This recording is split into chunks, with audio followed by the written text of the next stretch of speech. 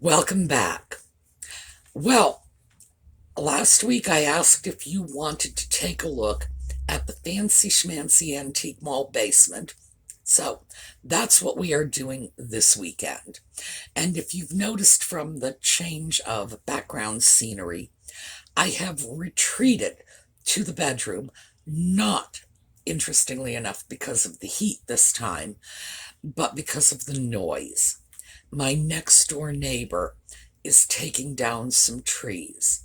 At first, I thought it was just the one 40-foot oak tree. Turns out that it's half a dozen trees that they're taking down. So we had to get somewhere a little more quiet. Also, it's been raining all day long. So believe me, if it wasn't one kind of noise, it was going to be another. And did you see that? Yes. Guess who is playing with the camera? Yes, Audie is here. I'm not sure what he was going after, but he's wandering around. He likes it in here because it's the bedroom, and he likes sleeping because he's a cat. Usually when we come in here, he thinks it's bedtime. Doesn't matter what time. It's like, oh yeah, let's go to bed because, again, he's a cat. So we may see more of Audie before we are done. When we come back, we are going to take a look at the fancy schmancy basement.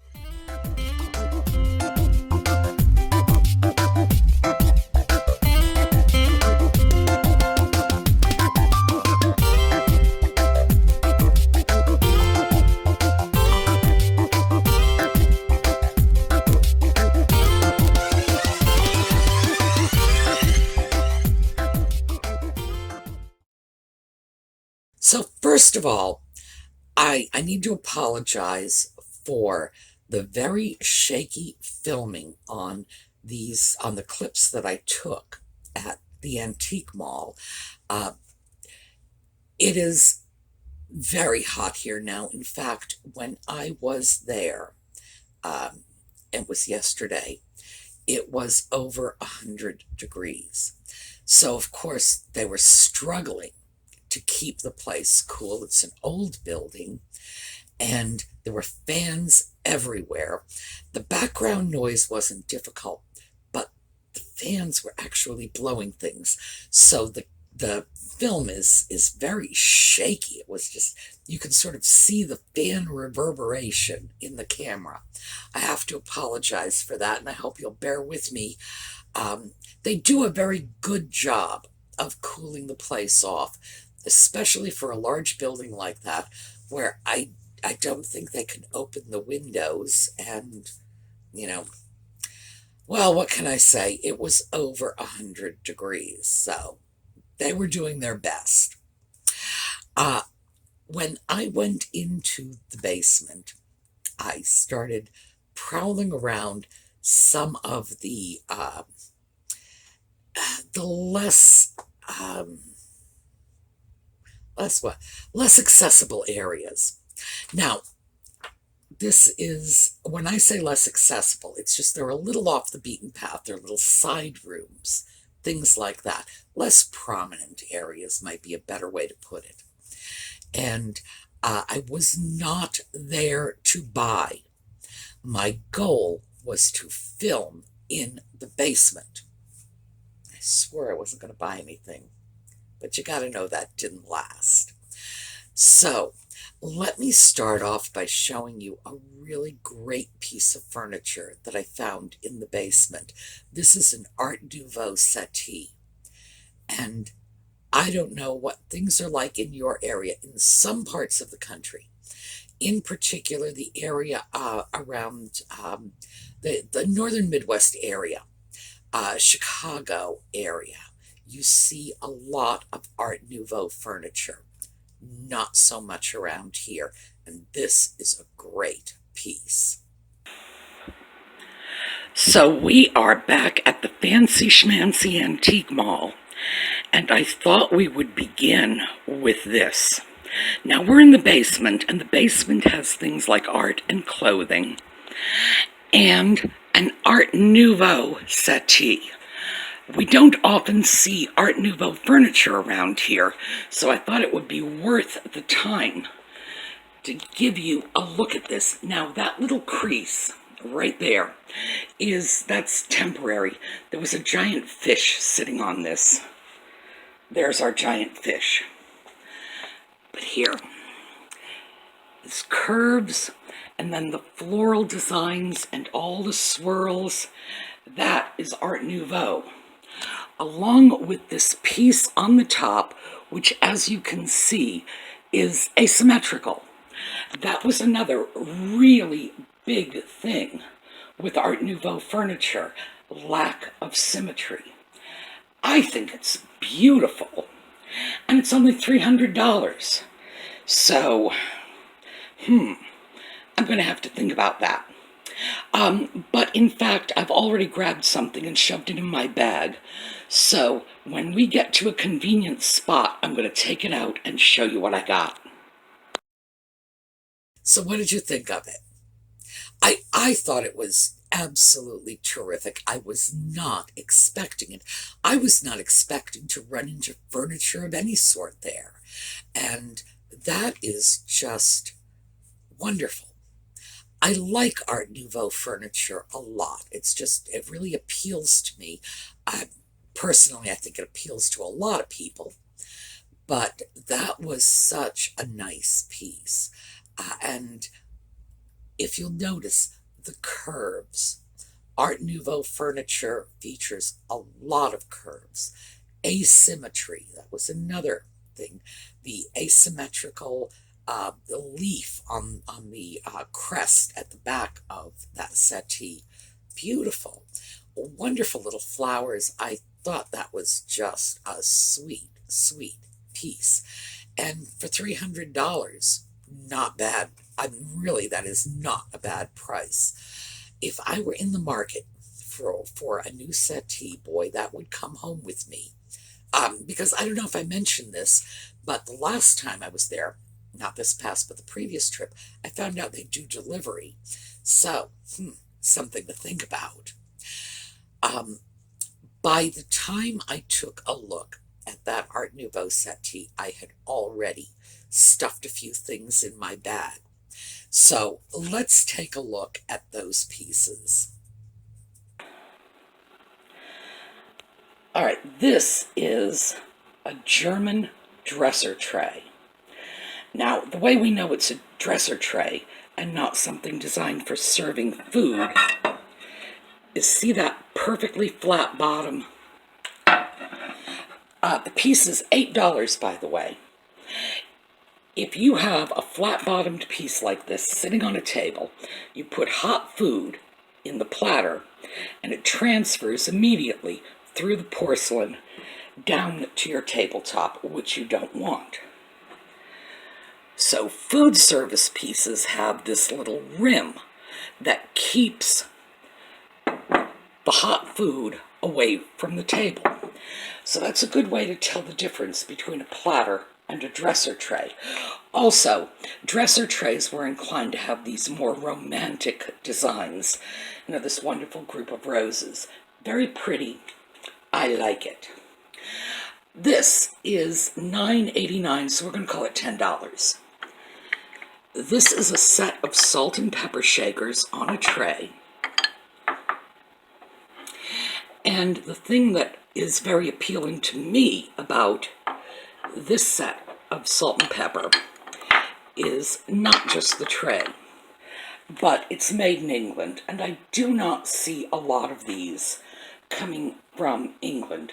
I see them from Japan, I see them from Germany, Austria, Bavaria, Czechoslovakia, well, it's Czech Republic now, but it was Czechoslovakia when they were made, United States, but not England. So that's something that I am taking because it's a bit of a rarity just by virtue of where it comes from. Well, the German dresser tray is a real beauty, and I was interested in replacing my own dresser tray, which I did 2 weeks ago. I picked up something pretty at Bedford, so that's staying with me. but it put dresser trays high on my radar. Dresser trays are great, especially if you keep perfume on your dresser. You should never put a bottle of perfume directly on the top of your dresser because the alcohol from the perfume will eat the finish off your furniture, and you certainly don't want that. They were extremely common years ago. Every dresser, every vanity had one of these just to protect the wood. I don't know why they fell out of fashion, but they have fallen out of fashion. And I think that's really too bad. That is a very pretty dresser tray, very sort of the romantic styling with the roses. But the salt and pepper shaker, and I believe these came from the same dealer. They were next to each other, but in two different bookcases. And I didn't think to look at the tag to check dealer initials on it. The salt and pepper shakers from England, that was the main attraction with those pieces. I deal a lot with salt and pepper shakers, as you know, but usually my salt and pepper shakers are, I would say probably 80% of them are from Japan. The remainder are made in the US and in Germany, Austria, Czechoslovakia. That's generally where they're from. English China is popular. People like stuff from England. You say this came from England, people are like, ooh, I want. So I was glad to get those, because I know there will be some Anglophile out there who's definitely going to want them. They had a very pretty little sort of scene of some sort on the salt and pepper shakers and on the tray underneath. But it's the sort of thing that someone who, like I say, is an Anglophile is going to see and going to like. So, nice and good prices on both of those pieces. Hard to believe you can get things like the German dresser tray. It's an antique piece in really fine condition, very attractive piece, and it was only $8. And the salt and pepper were 10. And again, England sells, so they probably could have marked that up a little higher and still gotten takers. As I was walking toward, it was sort of an adventure to walk toward the art room, I passed by this really pretty display cabinet. Not for sale, but I thought you might like to take a look at it all the same. What we have here is a beautiful display cabinet. Now, when I first saw it, I thought, oh, nice bookcase. Oh, and I especially like the raised legs.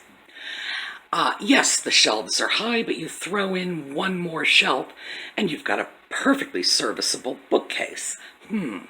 But it's not for sale. I can't find a price tag anywhere. What I did find a price on, however, is this mid-century console set. $25, which is a very good price for this sort of thing. Ordinarily, in my area, they go for a bit more than that, and they are very popular mid-century pieces. Now, the console set is something that we see, I don't want to say we see a lot of them around here, but we do see them.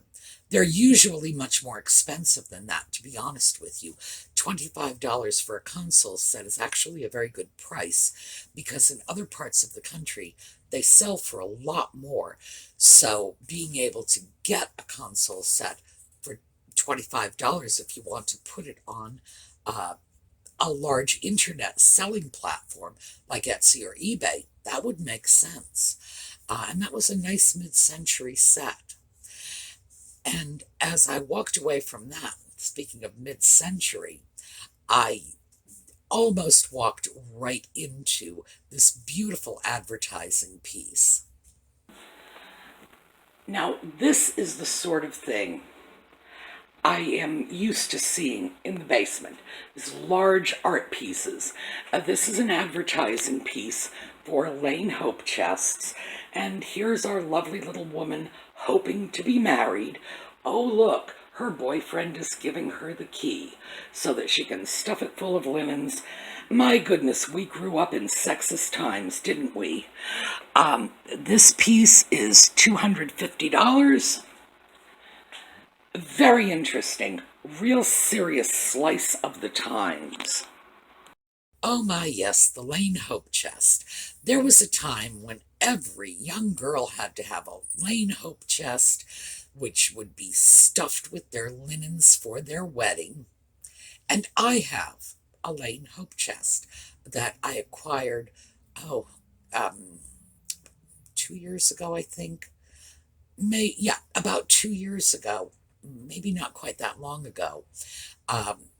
It was at the Goodwill. It was dirt cheap, and it's going to hold a lot of stuff.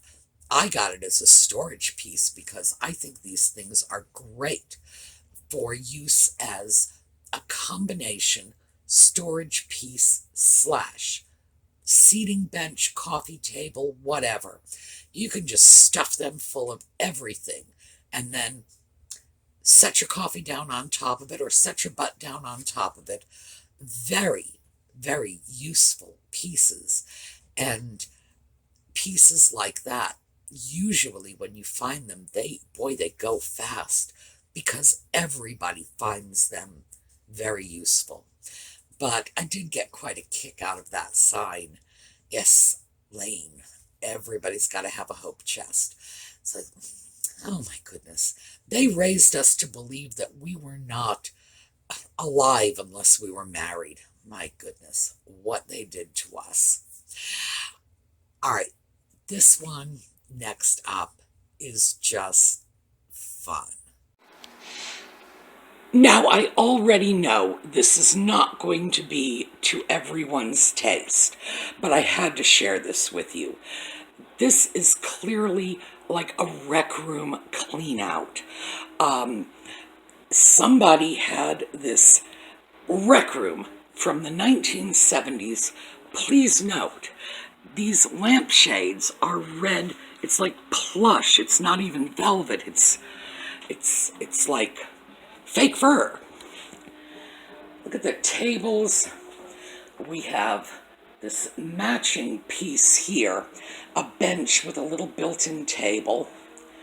We have what looks like a cocktail table or two that apparently would have gone with the bench. We have a larger table over here. No, actually, we've got 3 tables. All right, I'm not quite sure how that worked out. We have more lamps with that same plush shade.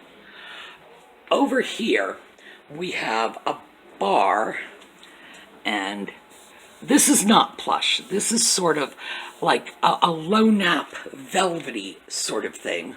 It's not as soft as velvet, and we have a dragon. So here's our little bar. And these, let me get this off. These are our bar stools. There are 2 more over there. The colors are so 1970s. Oh, and early 70s at that. So this is something you just don't see every day. Now, I realize most of you are not going to run right out and get one of these for yourselves, but it's a good opportunity to take a look at something that was ridiculously popular many years ago. And unfortunately, like a lot of past styles, we look at this and say, oh my gosh, what were they thinking? So what did you think of that? That was like a 1970s tiki bar. I say it came from a rec room because ordinarily people would have updated their living room furniture, but I can remember back in the early 70s when you would go into people's houses and that's how it was decorated. It was like scary, scary. What a blast from the past that was for me. Yeah, the dragon on the bar and the red, it wasn't even red velvet. It was like red fake fur. It was so thick on the lampshades. What on earth were people thinking to do that? And we look at it now and it's like, oh my gosh, can you believe that was how we lived back then? That was fashionable. Somebody would have walked into that tiki bar in someone's rec room and said, this is the coolest place, man. It really is. It's so groovy. Unbelievable. Now, I'm sure a retro collector is going to really fall in love with that because you just don't see it anymore. And when you do see pieces like this, they're not just perfect examples of what early 70s decor was. They're not. This one is perfect. It's as if you took a time machine and just went back to 1971, 1972 and went into someone's rec room. And as I say, you just don't see that. It is so iconically early 70s. So I thought you'd get a kick out of that. That was not coming home with me. I didn't even look around for price tags because I don't want to know where it ends up. But I got such a chuckle out of that. I did eventually make it over to the art room. So let's take a look at what I found there. Now over here we have the area you first walk into. The staircase, as you can see, is right here. This is what you first see walking into the basement. Now, of course, let me see if I can get that without the glare. As a Rhode Islander, nothing says welcome like a Block Island poster. But this is the piece that really caught my eye.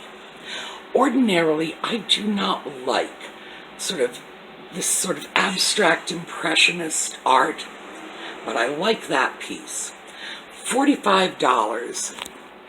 And it's well done. It's by somebody who knows how to paint. You can see from the anatomy of the two figures, this is someone who's done some study and knows what the human form looks like. Definitely very, very pretty piece, in my opinion. But again, this is the sort of art that, doesn't necessarily appeal to everyone. I cannot take it. It will not go in my home with my Eastlake steampunk look. But there is something profoundly appealing to me about that piece. And for $45, gee, I am reluctant to walk away from it. But I have to say, I just have nowhere to put it. There's nowhere it would fit in. Yes, this little framed Block Island poster, how to warm the heart of a Rhode Islander. No, it's not coming home with me. I really did like that little abstract impressionistic pair of dancers. I thought that was a nice painting. Every now and then I surprise myself because you don't find that kind of art in my home. You really don't. It's not the sort of thing that usually appeals to me, but every once in a while I'll see a piece and it'll just speak to me, and that one did. But I can't take it home with me because I absolutely have nowhere to put it. It would not go with anything else, not just the style, but the colors. But I really did enjoy seeing it. And I was also surprised because if I did have a place to put it, boy, $45 would have been a nice price. From there, I took, I think, maybe 3 or 4 steps to the right, no more than that. and then found something very interesting that I used to see a lot of and I don't see anymore. So here you go. Now here's another piece that caught my eye. A little more traditional. And note right down here, this little insert in the corner says it is a genuine oil painting. It is $30. Very good deal, right? Well, pieces like this, there's a story about how pieces like this come to the market. They actually have workshops, atelier, if you will, that they house a bunch of artists. The artists are usually painting the same or very similar designs. They are genuine oil paintings, and they are individually painted by artists. And they are designed to appeal to a lower end of the market. In other words, affordable original oil paintings. There is a lot of mixed feelings about things like this. Serious artists look at this and say, how are we supposed to compete with something that is selling at, like community auction houses or sales? They will very often have sales for things like this in local hotels or motels. How can we compete with that when they're selling it for $50 frame included? No, it's not the same market as the market for someone looking for an original artist-done oil painting. This is for somebody who would like a nice piece to fill a spot on a wall very inexpensively and isn't excessively concerned about whether or not it's an innovative work of art. So it's two different markets.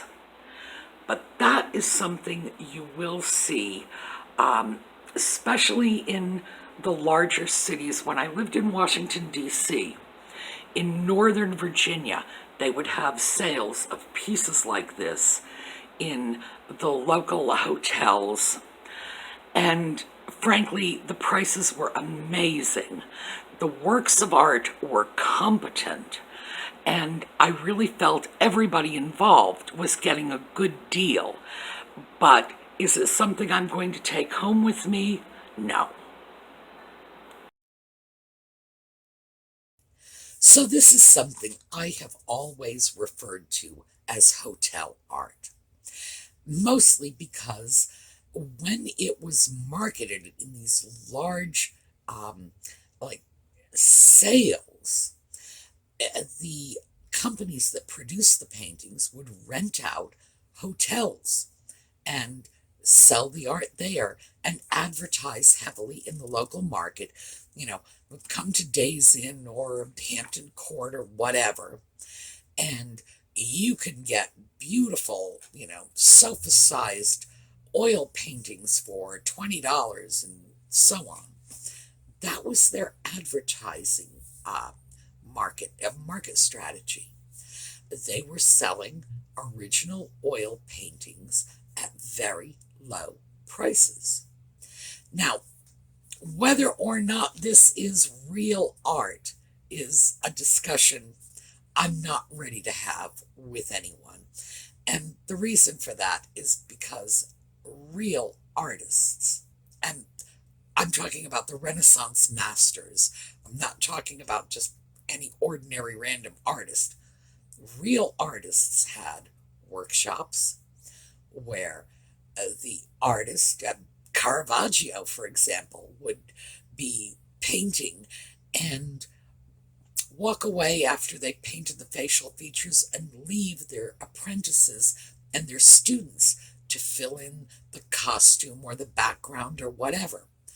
And you will see paintings in very serious museums that will just say, from the workshop of such and so.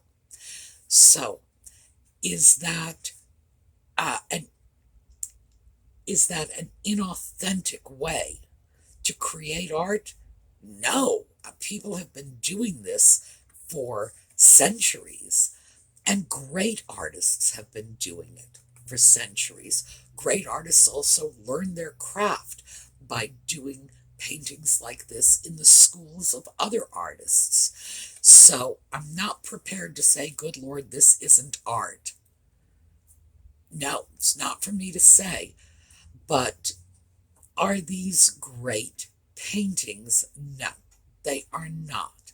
But they are pleasant paintings. They are genuine oil paintings. They have been created by individual artists or perhaps artisans, if you're more comfortable with that term. And if you go out to any, what do you ordinarily buy? I don't know where people ordinarily buy paintings. I'm assuming they go to department stores, see something on the wall and bring it home. Is that what they do? For the same price, you can have an original work of art. Why not?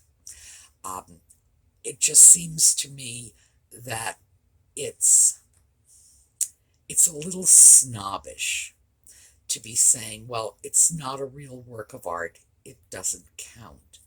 You never know. The artist who is painting these sort of mass-produced oil paintings might one day be a truly great and recognized talent. Maybe this is how they're honing their skills. So I just haven't seen a lot of that lately. I do not have pieces like that. I don't think I would want pieces like that. I have the very good fortune to know artists, but I do have pieces. The piece, you can see a corner of it, is this is Frank Moss Bennett. It's not an original. This is a print. This is something that was done by an artist in the early 20th century and mass-produced. No problem with that. It all depends on your own taste. My taste doesn't run to the sort of hotel art kind of thing, but there are a lot of people who would look at that and say, my goodness, that is so very pedestrian. You know, to each his own.